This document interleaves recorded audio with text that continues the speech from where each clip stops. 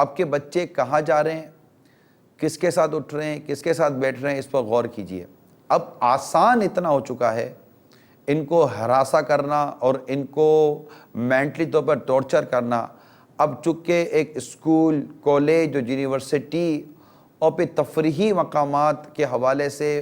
اور پھر گھر میں بھی بعض اوقات شادی بیاہ اور دیگر تقریبات کے موقع پر ایک ایسا ماحول ہوتا ہے، اب ہاتھوں میں موبائل۔ اب کوئی بھی مطلب کہ اللہ نہ کرے کوئی ناخوشگوار واقعہ ریکارڈ کر لیا اور پھر اس کے ذریعے زیادتی کی جا رہی ہے، یا کوئی ایسے شرارتی لوگوں کے اتھے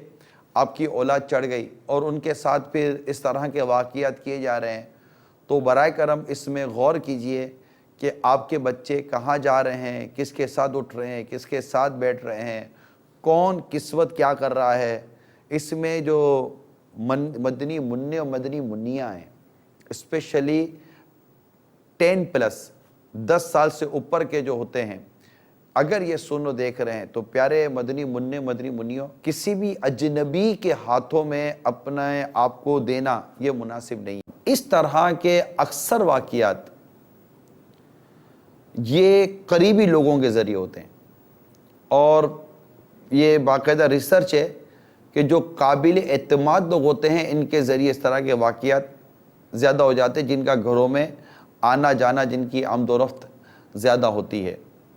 کیونکہ بچے ان کے ساتھ گھلے ملے ہوئے ہوتے ہیں۔ اپنے بچوں کو